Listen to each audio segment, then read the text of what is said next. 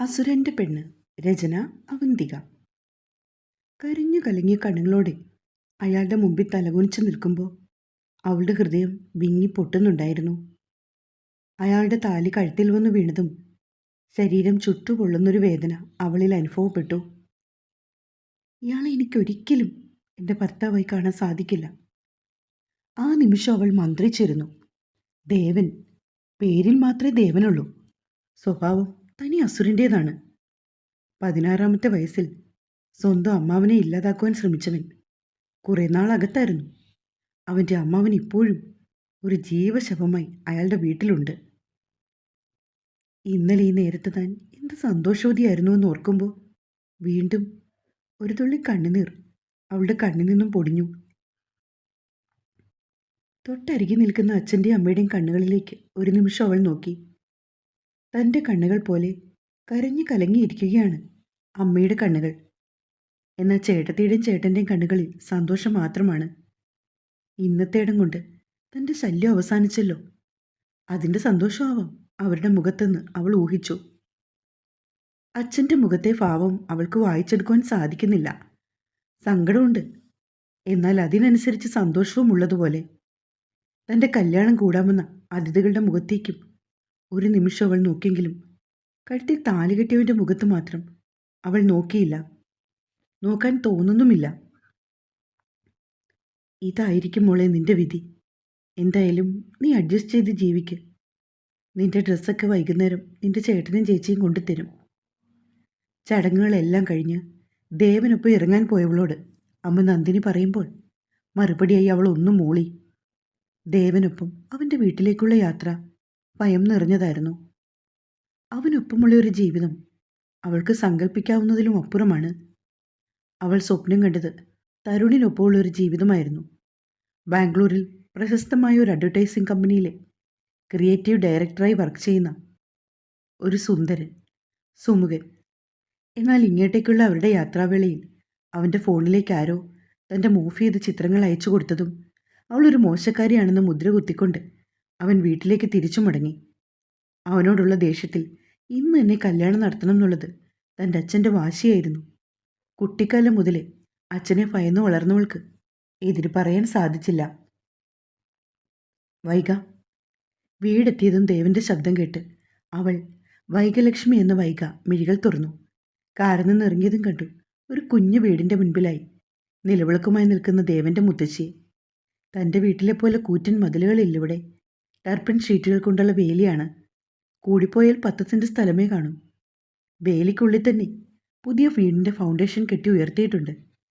കണ്ണുകളൊന്ന് അമർത്തി തുടച്ച് അവൾ ദേവന് പിന്നാലെ നടന്നു. വൈഗയുടെ അച്ഛൻ രാജീവിൻ്റെ അടുത്ത സുഹൃത്തായിരുന്നു ദേവൻ്റെ അച്ഛൻ ശിവൻ. ശിവനും ഭാര്യയും വർഷങ്ങൾക്ക് മുന്നേ തന്നെ മരിച്ചു. ദേവനാണെങ്കിൽ കൂടപ്പിറപ്പുകളില്ല. ആകെയുള്ളത് ഈ നിൽക്കുന്ന മുത്തശ്ശി മാത്രമാണ്. വലതുകാലി വെച്ച് കയറും മോളെ എന്ന് ആ സ്ത്രീ പറഞ്ഞതും അവൾ ഒരു മൂളലോടെ നിലവിളക്കം വാങ്ങി അകത്തേക്ക് കയറി. ഒരു ഹാളും അടുക്കളയും പിന്നെ ഒരു മുറിയും മാത്രമായുള്ള ഒരു പഴയ വീടായിരുന്നു അത്. ബാത്റൂമൊക്കെ പുറത്താണ്. നിലവിളക്ക് കൊണ്ടുപോയി മുത്തശ്ശി ചൂണ്ടിക്കാട്ടിയ മേശയിൽ വെച്ചു. പ്രാർത്ഥിക്കാനൊന്നും തോന്നിയില്ല. അതുകൊണ്ട് അവൾ പ്രാർത്ഥിച്ചതുമില്ല. മോള് ആഭരണങ്ങളൊക്കെ അഴിച്ചു മാറ്റിയിട്ട് വരൂന്നേ. ദേവാ, കൊച്ചിന് നല്ല 2-3 ഡ്രസ്സ് വാങ്ങിക്കൊണ്ടുപോവാ മോനെ. മുത്തശ്ശി ദേവനെ നോക്കി. വേണ്ട, എൻ്റെ ഡ്രസ്സ് വൈകുന്നേരം വീട്ടിൽ നിന്ന് കൊടുത്തുവിടും, എനിക്കൊന്നും മേടിക്കണ്ട എന്ന് പറഞ്ഞുകൊണ്ടവൾ മുറിയിലേക്ക് കയറിയ ശേഷം ഫോണെടുത്ത് അമ്മയെ വിളിച്ചു. മോളെ, എത്തിയോ? അമ്മ ഫോൺ എടുത്തതും തിരക്കി. അമ്മ, എനിക്കിവിടെ പറ്റുമെന്ന് തോന്നണില്ല. ദേവനെ കാണുമ്പോൾ തന്നെ കയ്യും കാലം വിറയ്ക്കുക. എനിക്കയാളെ ഇഷ്ടമല്ല. ഞാൻ അങ്ങോട്ട് വന്നോട്ടെ അമ്മ, പ്ലീസ്? തേങ്ങലോടെ അവൾ ചോദിച്ചു. മോളെ, അവർക്കും കരച്ചിൽ വരുന്നുണ്ടായിരുന്നു. നീ തൽക്കാലം അവിടെ നിൽക്ക്, എന്നിട്ട് നല്ലൊരു ജോലി വാങ്ങി എങ്ങോട്ടെങ്കിലും രക്ഷപ്പെട്ടു പോയിക്കോ. കരച്ചിലോടെ അവർ പറയുമ്പോൾ അവൾ സംസാരിച്ചു തുടങ്ങി. ചെറിയ വീടമ്മ ഇത്, പക്ഷെ അത് പ്രശ്നമില്ല. ഞാൻ എങ്ങനെയെങ്കിലും അഡ്ജസ്റ്റ് ചെയ്തോളാം. പക്ഷെ ബാത്റൂമൊക്കെ പുറത്താണ്. അത് പുറമേ കണ്ടിട്ട് നല്ലതൊന്നുമല്ല. വീണ്ടും കരച്ചിലൂടെ അവൾ പറഞ്ഞു. മോളെ, എങ്കിലൊരു കാര്യം ചെയ്യാം. കുറച്ച് ദിവസം നീ ഇവിടെ വന്ന് നിൽക്ക്. വൈകുന്നേരം നിൻ്റെ ഏട്ടനും ഏട്ടത്തിയും വരുമ്പോൾ അവരുടെ കൂടെ പോന്നോളൂ. ആ ടൈമിൽ അവനോട് നല്ലൊരു ബാത്റൂം പണിയാൻ പറയണം. നിന്റെ അച്ഛനോട് ഞാനൊന്ന് സംസാരിച്ചിട്ട് വിളിക്കാം. നീ വിഷമിക്കാതെ എന്ന് പറഞ്ഞവർ ഫോൺ കട്ട് ചെയ്തു. കണ്ണുകൾ തുടച്ച് തൻ്റെ ആഭരണങ്ങൾ അഴിച്ചു മാറ്റിയ ശേഷം അവൾ കട്ടിലിലേക്ക് ഇരിക്കുമ്പോൾ അങ്ങോട്ടേക്ക് മുത്തശ്ശി വന്നു. മോൾക്ക് കുടിക്കാൻ വല്ലതും വേണോ? അവർ വാത്സല്യത്തോടെ ചോദിക്കുമ്പോൾ വേണ്ട എന്ന അർത്ഥത്തോടെ അവൾ തലയാട്ടിക്കൊണ്ട് കട്ടിലിരുന്നു. കൊട്ടാരം പോലൊരു വീട്ടിൽ വളർന്ന കുട്ടിക്ക് ഇവിടെ ഒന്നും ഇഷ്ടപ്പെട്ടിട്ടുണ്ടാവില്ലെന്നറിയാം. എങ്കിലും അവർ പറഞ്ഞു പൂർത്തിയാക്കും മുന്നേ ആഭരണങ്ങളിൽ നിന്നും നല്ല പൊലിമയുള്ളൊരു മാലയെടുത്ത് അവരുടെ കയ്യിലേക്ക് വൈകി കൊടുത്തു. 2 പവനി കുറയില്ല. വിൽക്കോ പണയം വെക്കോ എന്തെങ്കിലും ചെയ്തിട്ട് ആ ബാത്റൂമെങ്കിലും ഒന്ന് ശരിയാക്കാവോ? എനിക്കത് യൂസ് ചെയ്യാൻ ഒട്ടും പറ്റില്ല. ഞാൻ വൈകുന്നേരം വീട്ടിൽ പോകും. ഒരാഴ്ച കഴിഞ്ഞേ വരൂ. ശബ്ദം താഴ്ത്തിയാണ് അവൾ പറഞ്ഞത്. അവളുടെ കയ്യിലെ സ്വർണം വാങ്ങുന്നതിൽ എന്തോ ഒരു കുറ്റബോധം തോന്നിയെങ്കിലും വേറെ പണമൊന്നും കിട്ടാൻ സാധ്യതയില്ലാത്തതുകൊണ്ട് അതവർ വാങ്ങി ദേവനോട് പോയി കാര്യം അവതരിപ്പിച്ചു. ഇങ്ങനൊരു പ്രവൃത്തി ചെയ്യുമ്പോൾ തന്നെ ദേവൻ ഇവിടെ നിന്ന് ഇറക്കി വിടും. ഈ വീടിൻ്റെ ഇല്ലായ്മകൾ മനസ്സിലാക്കി ജീവിക്കുന്നവൾ മതി എന്നൊക്കെ ഡയലോഗ് അടിക്കും എന്നാണ് വൈഗ വിചാരിച്ചത്. ഭർത്താവ് ഇറക്കി വിട്ടതുകൊണ്ട് തൻ്റെ വീട്ടിൽ തനിക്കും സ്ഥിര താമസമാക്കാം, ഒരിക്കലും ഇങ്ങോട്ട് തിരിച്ചു വരേണ്ടി വരില്ല എന്നും കൂടി അവൾ കരുതി. എന്നാൽ നിമിഷ നേരങ്ങൾക്കുള്ളിൽ മുത്തശ്ശി തിരിച്ചു മുറിയിലേക്ക് മാലയുമായി വന്നിരുന്നു. ബാത്റൂമിൻ്റെ പണി ഇന്ന് തന്നെ തുടങ്ങാമെന്നും അവൻ പറഞ്ഞു. മോളെ, പിന്നെ ഈ മാല മോൾക്ക് ഭാവിയിൽ എന്തെങ്കിലും ആവശ്യം വരുമ്പോൾ പണയം വെക്കാനോ വിൽക്കാനോ എടുക്കാം. അവൻ പൈസ വേറെയെങ്കിലും എങ്ങനെയെങ്കിലും ഒപ്പിച്ചോളാമെന്ന് പറഞ്ഞു. അവർ ആ മാല വൈകയ്ക്ക് നൽകിയതും അവളുടെ മുഖത്ത് നിരാശ പടർന്നു. എങ്ങനെയെങ്കിലും രക്ഷപ്പെടാൻ നോക്കുമ്പോൾ ആ അസുരൻ പിടിമുറുക്കുന്നത് പോലെ. വൈകുന്നേരം 4 മണി കഴിഞ്ഞതും പുറത്തൊരു കാർ വന്ന ശബ്ദം കേട്ട് വൈഗ കിടന്നിടത്ത് നിന്നും എഴുന്നേറ്റു. അവളുടെ കവളിൽ സ്ഥാനം പിടിച്ചിരിക്കുന്ന കണ്ണുനീർ തുള്ളികൾ അമർത്തി തുടച്ചുകൊണ്ട് ഹാളിലേക്ക് ചെല്ലുമ്പോൾ പ്രതീക്ഷിച്ചതുപോലെ ഏട്ടനും ഏട്ടത്തിയുമായിരുന്നു. തന്നെ കണ്ടതും ഏട്ടത്തിയുടെ മുഖത്ത് ഒരു പുച്ഛം കലർന്ന് ചിരി വിരിഞ്ഞു. ഏട്ടൻ്റെ അവസ്ഥയും അതുതന്നെ. ഇന്നാ നിന്റെ ഡ്രസ്സാണ്. ഒരു ട്രോളി ബാഗ് അവൾക്ക് നൽകി. ഏട്ടത്തി അത് പറയുമ്പോൾ ആ വീടാകമാനം ഏട്ടൻ നോക്കുന്നുണ്ടായിരുന്നു. 2 പേരും ഇരിക്കെ, ഞാൻ ചായ എടുക്കാം എന്ന് മുത്തശ്ശി പറയുമ്പോൾ അറപ്പോടെയാണെന്ന് തോന്നുന്നു അവിടെ ഉണ്ടായിരുന്ന പ്ലാസ്റ്റിക് കസേരയിലേക്ക് 2 ആൾ വരുന്നത്. ചായ ഒന്നും വേണ്ട, നീ ഇതുകൊണ്ട് വെച്ചിട്ട് വാ, പോവാം ഏട്ടൻ പറയുമ്പോൾ തലയൊന്ന് ആട്ടിക്കൊണ്ട് അവൾ ആ ബാഗ് മുറിയിലേക്ക് കൊണ്ടുപോയി. ഊരി വെച്ച ആഭരണങ്ങൾ കൂടെ ആ ബാഗിലേക്ക് വെച്ച ശേഷം അത് കട്ടിലിനടിയിലേക്ക് നീക്കി വെച്ചുകൊണ്ട് ഫോണും എടുത്തവൾ പുറത്തേക്ക് പോയി. എങ്കിൽ ഞങ്ങൾ ഇറങ്ങട്ടെ, ഇനി ഒരിക്കൽ വരാം മുത്തശ്ശി എന്ന് പറയുമ്പോൾ അവൾ പുറത്ത് കാറിനടുത്ത് എത്തിയിരുന്നു. ദേവൻ അവിടെ പോയി? വീട്ടു മുത്തശ്ശിയോട് തിരക്കുന്നത് അവൾ കേട്ടു. കുറച്ച് കൂട്ടുകാരെ കാണാൻ പോയിരിക്കുക, ഈ ബാത്റൂം ശരിയാക്കുന്ന കാര്യം സംസാരിക്കാനേ. രാത്രി 4 കാലിലല്ലേ വരുന്നത്? ബിവറേജിൻ്റെ മുമ്പിൽ കിടന്ന് മിക്കവാറും ബഹളം വയ്ക്കുന്നത് ഞാൻ കാണാറുണ്ട്. പരിഹാസം നിറഞ്ഞ സ്വരത്തോടെയാണ് മുത്തശ്ശിയെ നോക്കി ഏട്ടനത് പറഞ്ഞത്. അതിനവർ മറുപടി ഒന്നും പറഞ്ഞില്ല. പകരം തെളിച്ചമില്ലാത്ത ഒരു ചിരിയങ്ങ് പാസാക്കി. നീ ഞങ്ങളുടെ കൂടെ പോരുന്ന കാര്യം ദേവനെ അറിയിച്ചോ? ഏട്ടത്തി ശബ്ദത്തിൽ മധുരം നിറച്ചുകൊണ്ട് ചോദിച്ചു. വരുമ്പോൾ അറിഞ്ഞോളും. നിന്റെ ഭർത്താവല്ലേടി, ഒന്ന് വിളിച്ചു പറ. അവൻ്റെ നമ്പർ നിന്റെ കയ്യിലില്ലെങ്കിൽ ഞാൻ അയച്ചേക്കാം. ഏട്ടനും പരിഹാസത്തോടെ പറയുമ്പോൾ അവൾ അമർത്തിയൊന്ന് മൂളി. വീട്ടിലേക്കുള്ള യാത്രയിൽ പരിഹാസം ഒളിപ്പിച്ച വാക്കുകളായിരുന്നു ഏട്ടൻ്റെ ഏട്ടത്തിയുടെ നാവിൽ നിന്നും വീണുകൊണ്ടിരുന്നത്. ആ കോഴിക്കോട് പോലൊരു വീട്ടിൽ നീ എങ്ങനെ താമസിക്കും വൈക? അതിൻ്റെ ഉള്ളിൽ കയറിയിട്ട് എനിക്ക് ശ്വാസം മുട്ടി. ഏട്ടൻ ആദ്യം തന്നെ പറഞ്ഞു. ആ, എന്ത് ചെയ്യാനാ, ജീവിതകാലം മുഴുവൻ ഈ വീട്ടിൽ താമസിക്കാനായിരിക്കും ഇവളുടെ വിധി.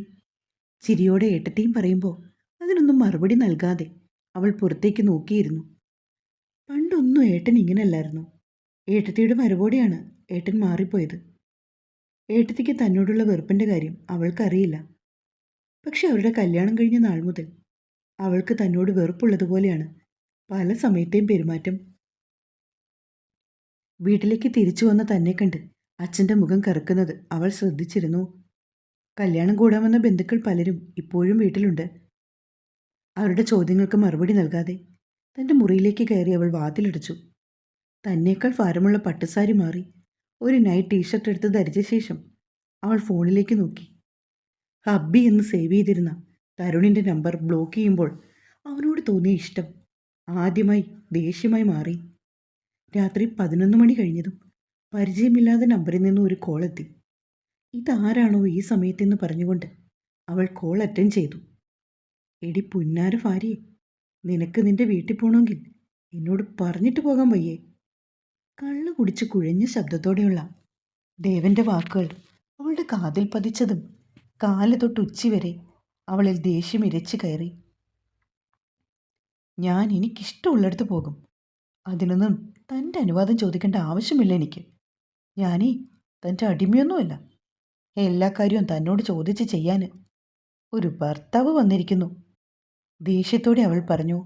ആ, അപ്പം മോളുടെ വായിൽ നാക്കുണ്ടായിരുന്നോ? എന്നിട്ടാണോടി രാവിലെ നിന്റെ അപ്പൻ എന്നെ കെട്ടാൻ സമ്മതമാണോന്ന് ചോദിച്ചപ്പോൾ അല്ലെന്ന് പറയാഞ്ഞത്?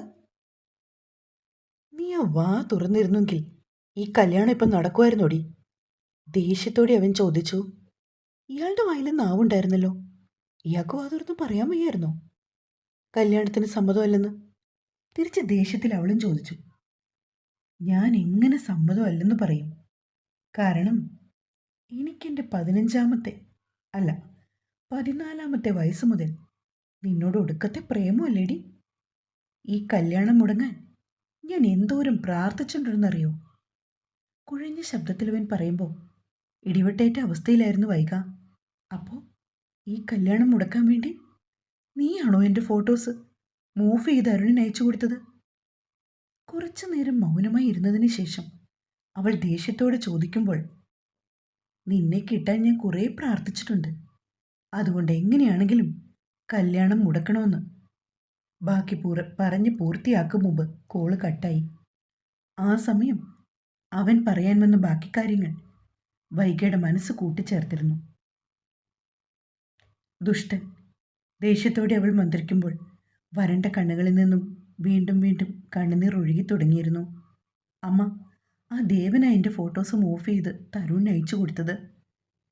പിറ്റേ ദിവസം പുലർച്ചെ തന്നെ തൻ്റെ വീട്ടുകാരോട് താൻ ഇന്നലെ അറിഞ്ഞ കാര്യങ്ങൾ പറഞ്ഞു. അങ്ങോട്ട് പോവാതിരിക്കാൻ പുതിയ കഥയുമായി വന്നിരിക്കുകയാണോ നീയെന്ന് പരിഹാസ രൂപേണ ഏട്ടത്തി അവളോട് ചോദിച്ചു. ഞാൻ പറയുന്നത് സത്യമാണ്. ഇന്നലെ അവൻ തന്നെയാണ് ഈ കാര്യം എന്നോട് വിളിച്ചു പറഞ്ഞത്. അവൾ നിറഞ്ഞ കണ്ണുകളോടെ പറഞ്ഞു. എങ്കിൽ ആ ഫോൺ റെക്കോർഡിംഗ് കേൾപ്പിക്കുന്നീ എന്നവൾ പറയുമ്പോൾ വൈകം മുഖം കുനിച്ചു. നീ പറയുന്ന കാര്യം സത്യമാണെങ്കിൽ തെളിവോടെ ഞങ്ങളെ കാണിക്കും. അല്ലാത്ത പക്ഷം ഞങ്ങൾ വിശ്വസിക്കില്ലെന്ന് ഏട്ടനും പറഞ്ഞു. കൃത്യം ഒരാഴ്ച കഴിയുമ്പോൾ ദേവൻ വരും. പൊക്കോളണം നീ അവൻ്റെ കൂടെ. ഇനി നിന്റെ നാടകക്കളിയൊന്നും ഇവിടെ വേണ്ട. ഒന്നാമത് നാട്ടുകാരുടെയും വീട്ടുകാരുടെയും മുമ്പിൽ ആകെ നാണം കെട്ടി നിൽക്കുമോ ഞാൻ? പെണ്ണുങ്ങളെ കെട്ടിച്ചു വിട്ടിട്ടുണ്ടെങ്കിൽ അവിടെയാ പൊറുക്കേണ്ടത്. ദേഷ്യത്തോടെ അച്ഛൻ പറഞ്ഞുകൊണ്ട് മുറിയിലേക്ക് പോകുമ്പോൾ നിറഞ്ഞ കണ്ണുകളോടെ അവൾ അമ്മയെ നോക്കി. അവരുടെ കണ്ണുകൾ നിറഞ്ഞിരിക്കുകയായിരുന്നു. മോളെ, അച്ഛൻ വിചാരിക്കുന്നത് ആ ഫോട്ടോസ് ഒറിജിനലാണെന്നാ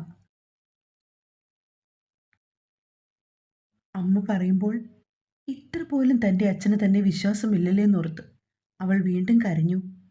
ആരോടും മിണ്ടാതെ, ആരോടും ഇടപെടാതെ സ്വന്തം വീട്ടിൽ ഒരന്യയെപ്പോലെ ഒരാഴ്ച അവൾ തള്ളി നീക്കി. അന്നത്തെ ആ ദിവസത്തിന് ശേഷം അവൾക്ക് ദേവൻ്റെ ഫോൺ കോളും വന്നിട്ടില്ല. ഒരാഴ്ചയ്ക്കിപ്പുറം അവനവളെ കൂട്ടിക്കൊണ്ടു പോകാൻ വരുമെന്ന് സ്വപ്നത്തിൽ പോലും കരുതിയതുമില്ല.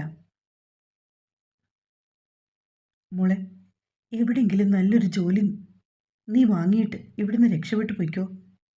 നിന്നെപ്പോലെ തന്നെ എനിക്കും ഒരിക്കലും അവനെ നിന്റെ ഭർത്താവായി കാണാൻ സാധിക്കില്ല. പോകാനൊരുങ്ങി മുറിയിലിരിക്കുന്നവളെ നോക്കി അമ്മ നന്ദിനി പറയുമ്പോൾ അമർത്തിയൊന്ന് മൂളിയവൾ. സന്ധ്യ കഴിഞ്ഞിരുന്നു അവരവിടെ നിന്ന് ഇറങ്ങുമ്പോൾ. വൈകി താഴേക്ക് ചെല്ല്, നിന്റെ ഭർത്താവ് പുതിയ ഓട്ടോയിലേക്കാണ് വന്നിരിക്കുന്നത്. മുറിയിലേക്ക് വന്ന ഏട്ടത്തി എപ്പോഴത്തെയും പോലെ പരിഹാസത്തോടെ പറഞ്ഞു. പുതിയ ഓട്ടോയിലോ? നന്ദിനി സംശയത്തോടെ ചോദിച്ചു. ആ, അച്ഛൻ വാങ്ങിക്കൊടുത്തതാ. മകളുടെ ഭർത്താവ് ഒരു പണിയും ഇല്ലാത്തവനാണെന്ന് പറയാനുള്ള കുറച്ചിൽ കൊണ്ടായിരിക്കും. വേഗം വാ, ഇല്ലെങ്കിൽ അച്ഛൻ വഴക്കിടും. ഏട്ടത്തി പറഞ്ഞതും ഒന്നും മിണ്ടാതെ അവൾ പുറത്തേക്കിറങ്ങി. താഴേക്ക് ചെന്നിട്ടും ദേവന്റെ മുഖത്തേക്ക് അവൾ നോക്കിയതേയില്ല. അവനോട് തോന്നുന്ന വെറുപ്പ് അത്രത്തോളമാണ്. അവൻ്റെ ഓട്ടോയിലേക്ക് കയറുമ്പോൾ അമ്മയെ നോക്കി മാത്രം അവൾ യാത്ര പറഞ്ഞു. നിനക്ക് കഴിക്കാൻ വല്ലതും വാങ്ങണോ? ഓട്ടോ കുറച്ച് മുന്നോട്ട് പോയതും അവൻ ചോദിച്ചു. അവൾ മറുപടിയൊന്നും പറയാതെ പുറത്തേക്ക് നോക്കിയിരുന്നു. എടി, നിന്നോടാ ചോദിച്ചേ നിനക്ക് കഴിക്കാൻ വല്ലതും വേണോന്ന്. നിനക്ക് ചെവി കേട്ടുകൂടിയടി പുല്ലേ. ഓട്ടോ ഒരു സൈഡിലേക്ക് ഒതുക്കിക്കൊണ്ട് അവൻ ചോദിച്ചു. ചോദ്യമല്ല, അലർച്ചയായിരുന്നു അത്. വേണ്ട. ആദ്യമായിട്ടാണ് തന്നോട് ഇങ്ങനെ ഒരാൾ ദേഷ്യപ്പെടുന്നത്. അവൻ്റെ ആ ശബ്ദം ചെറിയൊരു വിറയൽ അവളിലുണ്ടാക്കി. ഞാൻ എന്തെങ്കിലും ചോദിച്ചാ വാ തുറന്നു പറയണം, അല്ലാതെ പൊട്ടിയെപ്പോലെ ഇങ്ങനെ ഇരുന്ന് കളയരുത്. നിനക്കെന്നെ ശരിക്കും അറിഞ്ഞുകൂടാ. ദേഷ്യത്തോടെ അവൻ പറയുമ്പോൾ അനുസരണയോടെ അവളൊന്ന് തലയാട്ടി. കുറച്ചു ദൂരം മുന്നോട്ട് പോയതും ഒരു ബേക്കറിക്ക് മുമ്പിൽ അവൻ ഓട്ടോ നിർത്തി.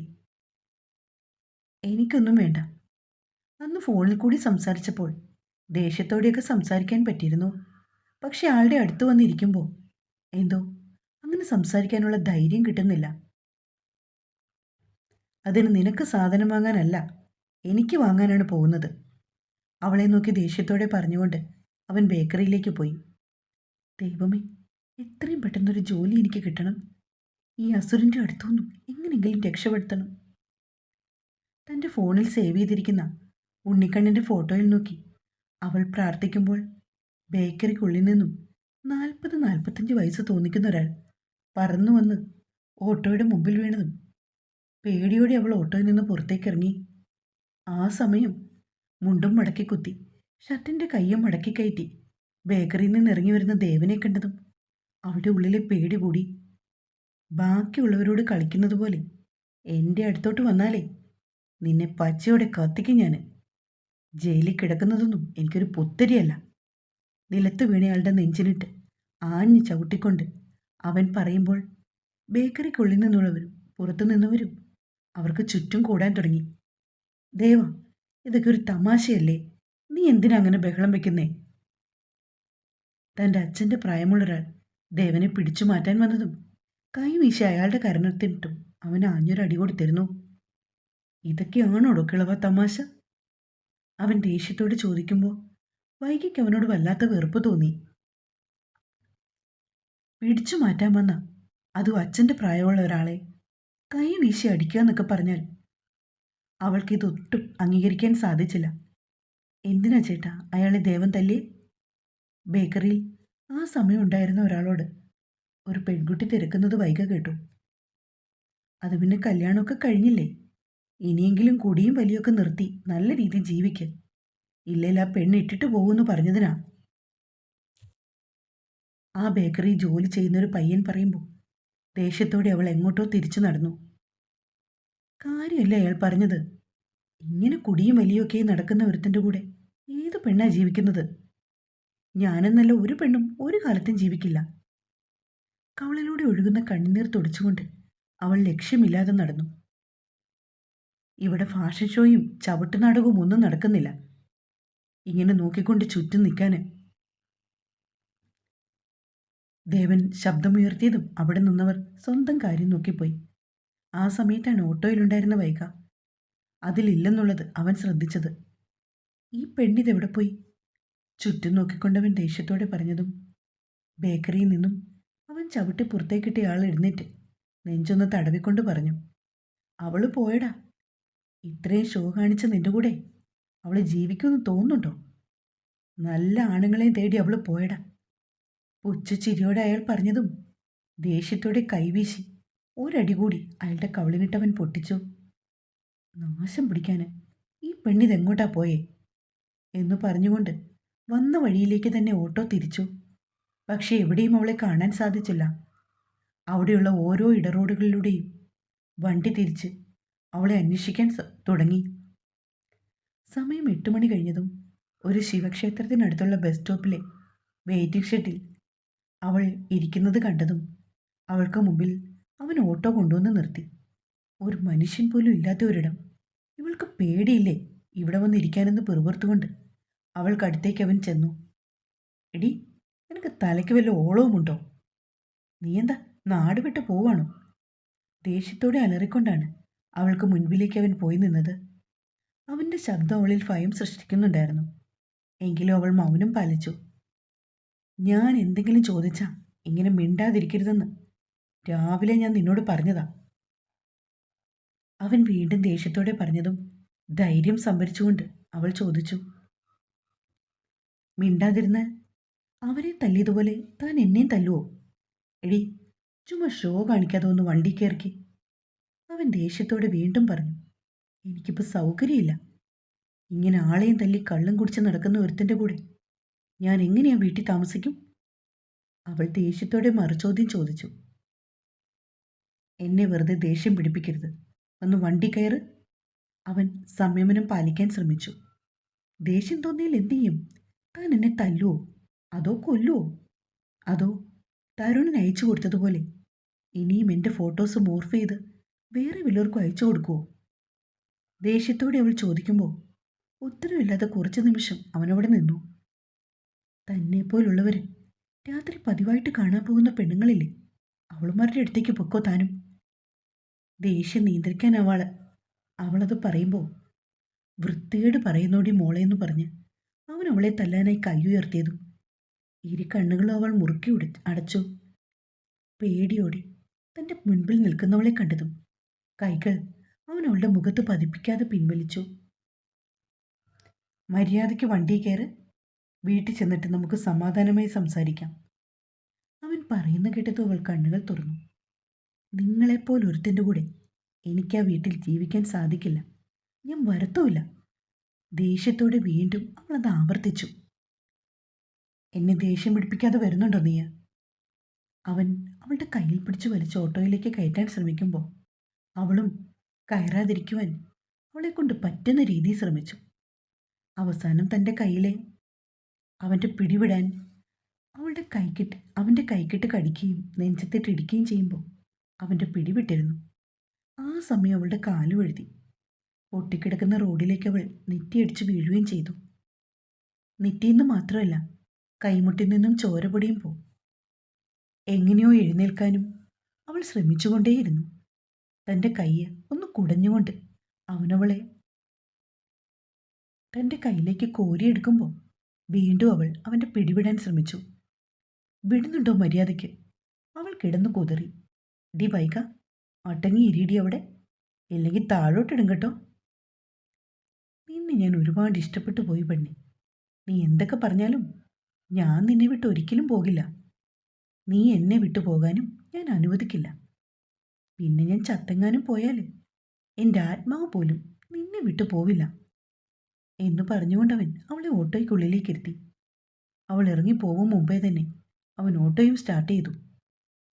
മര്യാദയ്ക്ക് വണ്ടി നിർത്ത്, ഇല്ലെങ്കിൽ ഞാൻ ചാടും. അവൾ അലറി. ചാടിക്കോ, കയ്യും കാലും ഒടിഞ്ഞു കിടന്നാലും നിന്നെ ഞാൻ പൊന്നുപോലെ നോക്കിക്കോളാം. ചിരിയോടെ അവനത് പറയുമ്പോൾ അവനെ കൊല്ലാനുള്ള ദേഷ്യം അവൾക്ക് തോന്നുന്നുണ്ടായിരുന്നു.